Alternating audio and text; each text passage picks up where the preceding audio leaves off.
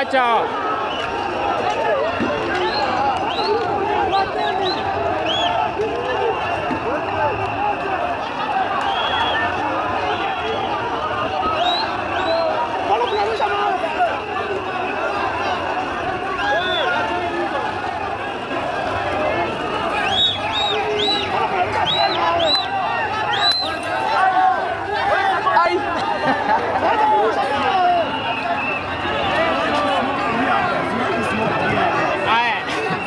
You want to smoke tear gas? You want to smoke?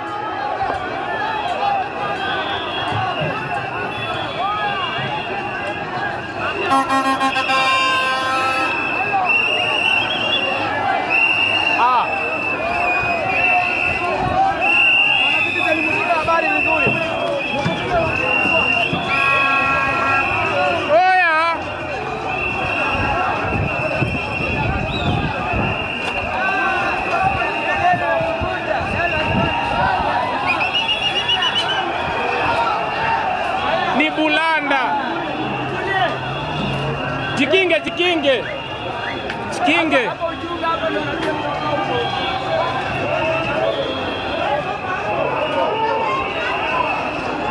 Ni bulanda.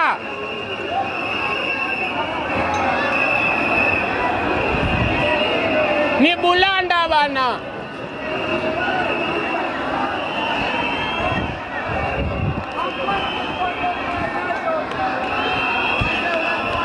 Dia lasta vampayara.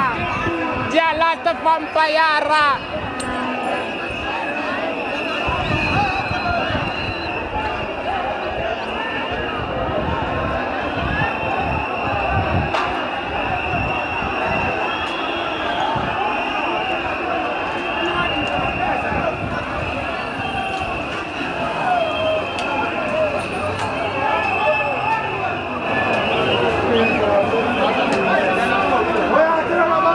Share live, tap. Tunahang bana. Tap.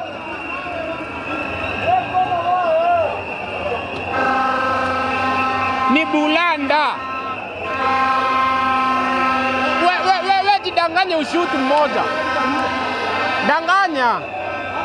We shuti mtu uone bana. Ivo, maintain.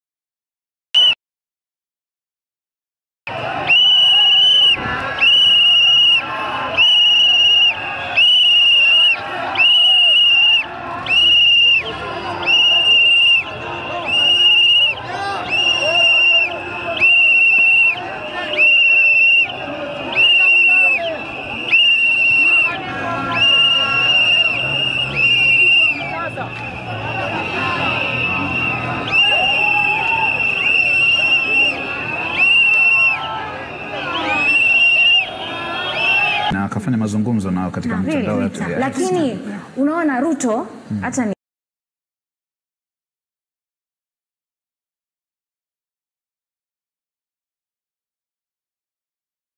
niseme niko na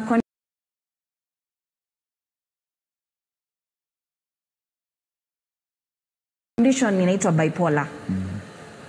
Unajua bipolar? Unaelewa? Nakuelewa. Ni mood swings, either uko manic ama uko depression. So unakunywa dawa ndio iweze kula. Watu wanasema mwandawazimu. Na mwandawazimu mmoja anaweza identify mwandawazimu mwingine. Mimi naona Ruto ni mwandawazimu. Kusema ukweli na ni pole, lazima niseme hivyo. Si lugha sahihi ya kutumia hewani. Okay. Lakini sawa. Bwana Kariuki, sasa tuzungumzie kuhusu maandamano haya ambayo yamefanyika na vijana ambao wamejitokeza kwa wingi katika maandamano haya, na kuna madai kutoka kwa viongozi hasa waliomo serikalini kwamba maandamano haya yanapangwa na baadhi ya watu ambao wana ushawishi mkubwa humu nchini Kenya, hasa walioko upinzani. Mbeleni nilikuwa nimesema kuhusu wale ambao wako upande wa serikali na ile kitu wanafanya kwa makosa. Sababu tunaona mtu anakubali kitu akijua ni makosa anafanya. Upinzani naye upande yake si hatuwezi sema pia ni wazuri. Manake these are the same people cut from the same cloth. So upinzani nao pia inafurahia ikiona hivi serikali inapangwa. Lakini hii ni kitu ambayo imepangwa na vijana. Haijapangwa na upinzani. Haijapangwa na wale ambao although tumeona wanasiasa kadhaa wa upinzani wakijitokeza town, lakini sasa pia unasikia vijana pia wanasema hao wanatafuta sifa waonekane kwamba wana support vijana. Lakini the truth of the matter is right now wale watu ambao watafaidika tuseme kama ya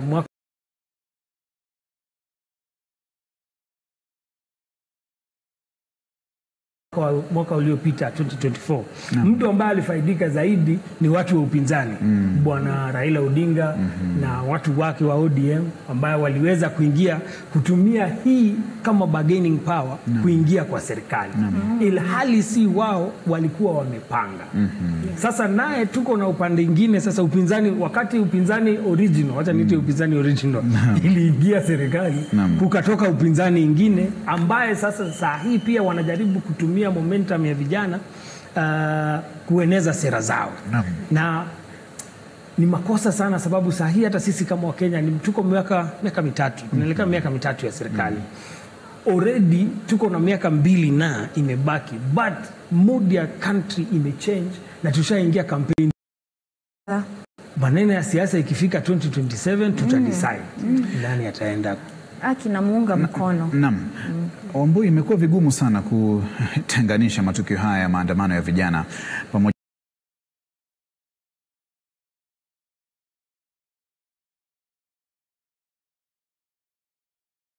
ambao kwa mfano Rigathi Gachagua alikuwa serikalini, sasa wanaonekana kujali sana maslahi ya vijana, na bila tashwishi yote hilo si swala ambalo ni la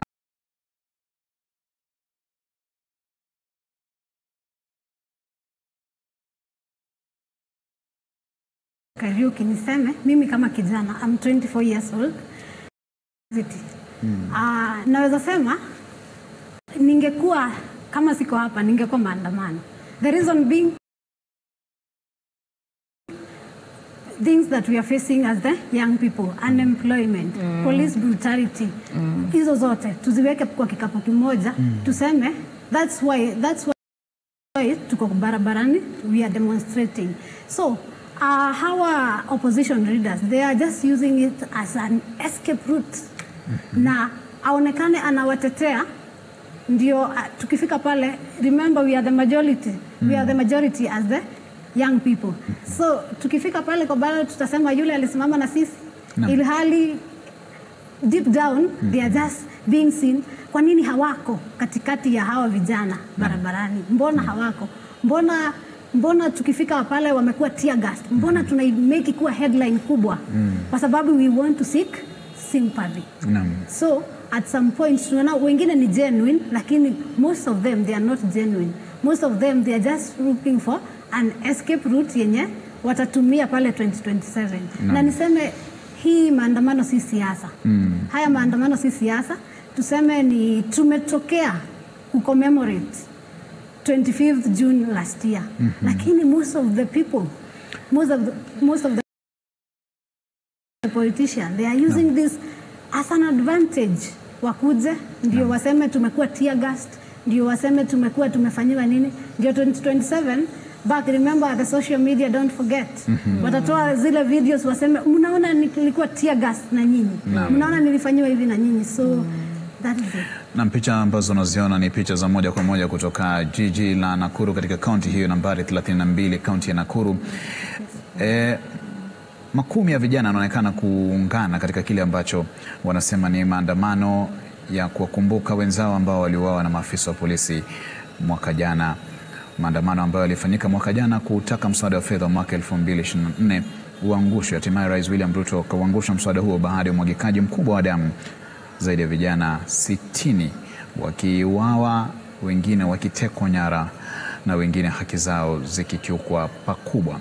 Na picha hizi ambazo sasa unaziona ni picha za moja kwa moja kutoka katikati mwa jiji la Nairobi. Hali haijatulia, vijana wanaendelea kuandamana na wamebeba mabango mbalimbali ambayo yana jumbe tofauti kuhusiana na ukatili wa maafisa wa polisi, uwajibikaji serikalini, pamoja na kuwakumbuka wenzao ambao waliuawa na maafisa wa polisi wakati wa maandamano ya mwaka jana. Kilele cha maandamano haya mwaka jana kilikuwa katika majengo ya bunge, wakati ambapo vijana walivamia bunge na kusababisha uharibifu mkubwa wa mali pamoja na hasira zao dhidi ya wabunge ambao walikuwa wanaunga mswada wa fedha wa mwaka 2024 ambao walisema ni dhalimu,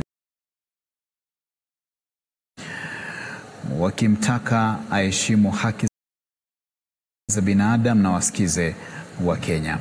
Rais William Ruto alilazimika kufanya mabadiliko muhimu katika serikali yake, na kwa mara ya kwanza kabisa akaonekana kuwasimamisha kazi mawaziri wake wote, lakini baadaye wachanganuzi wa masuala ya kisiasa wanasema hilo lilikuwa tu swala la karata ya kisiasa, kwani tena aliwateua wengi tu waliokuwemo katika baraza hilo na kuwarudisha kazini, na wale ambao walikuwa wametimuliwa wakapata nafasi mbalimbali katika keki kubwa ya serikali ya Rais William Ruto. Naam, ndivyo hali ilivyo katikati mwa jiji la Nairobi. Vijana kwa sasa wanaonekana kutulia kiasi, lakini sio mwisho wa maandamano yao ya kuwakumbuka vijana wenzao ambao waliuawa mwaka jana na maafisa wa polisi. Lakini awali tumeona waandamanaji hao wakikabiliana na maafisa wa polisi katikati mwa jiji la Nairobi. Kariuki, hatujaona tukio lolote ambalo la kusikitisha kuhusu polisi pengine kusababisha mauaji ama kutumia nguvu kupita kiasi. Naam, tumeona matukio kadhaa, lakini si kama ilivyokuwa wiki jana. Saa hii kama hata mimi ningekuwa polisi, after nione wenzangu wakishikwa, nione ambapo tukifanya kitu kwa wingi itarudi bado kwa ule ambaye ametenda kosa. So polisi wengi pia tunaona wanajirestrain, pia wao wanataka kufuata hiyo sheria, lakini pia wao pia wako katika hali ya hatarini. Tumeona mmoja wao akiumizwa, so lazima pia wao wajipange, wajilinde. Lakini pia tunataka tuwashukuru pia kwa sasa tujisikia kijana yote ameumia, tujisikia mtu yote ameumia. Ni kumaanisha pia wao wanajizuia kuweza wasiumize mtu. Lakini pia tunafurahi vile tunaona vijana wamejitokeza, na tungependa kuwasikiza more na tuwasikize zaidi, tusikize ni nini inaendelea.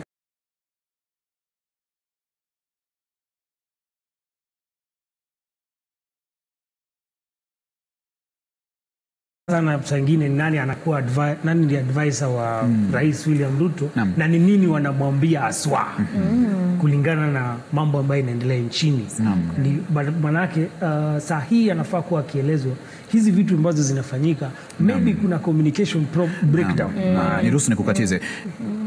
Hili ni kundi kubwa sasa la waandamanaji ambao wamo katikati mwa jiji la Nairobi. Nitaomba mwelekezi tu anijulishe wako katika barabara gani hii, lakini hili ni kundi kubwa kweli kweli ambalo sasa linaonekana kuunganika katika kile ambacho wanasema ni maandamano makubwa ya kuwakumbuka vijana wenzao ambao waliuawa na maafisa wa polisi wakati wa maandamano ya mwaka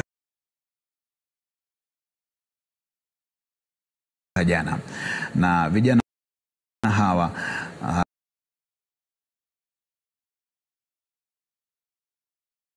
24 wengine wanazungumzia kuhusu mmoja hapo wanamtaka Naibu Inspector General wa polisi Eliud Lagat ajiuzulu. Tayari Eliud Lagat alijiondoa kwa muda kuruhusu uchunguzi ukamilike kuhusu mauaji ya Albert Ojwang, kwani alikuwa mlalamishi mkuu katika kile ambacho kilisababisha Albert Ojwang akamatwa na maafisa wa polisi na baadaye akauawa katika seli za kituo cha polisi cha Central hapa jijini Nairobi. Wanaonekana kufurahia maandamano yao, vijana hawa wa Nairobi. Wanaimba nyimbo na kughani mashairi na kubeba bendera ya Kenya. Sijaona yeyote na silaha, Kariuki. Hapo sasa ndio tunafurahi, manake leo hatuoni wahuni. Leo hatuoni mtu yote ambaye mbeba rungu, amebeba silaha ya aina yote. Ni kumaanisha hii kitu ni kitu ambayo imepangwa, na wale ambao wameipanga ndio wale tunaona. Leo asubuhi nikikuja nilisimama mahali kupigiwa kiatu rangi. Na nikakaa na vijana hapo, wakaniambia tofauti ya Gen Z wale ambao wana protest na tofauti ya wahuni. Gen Z wakimaliza, wakifanya shughuli yao wachoke, wanakaa chini, wanaingia kwa duka, wananunua, hata choo wanalipa, zizi za town. Watalipa choo watumie, warudi barabarani. Muhuni atakuja kama ameingia huwa afanye mambo yake, akose kulipa, haribu kitu na aende. So pia kama polisi wataona kweli hawa vijana hawana vita na wanafanya peaceful protest, tunaona kwamba hawatakabiliana na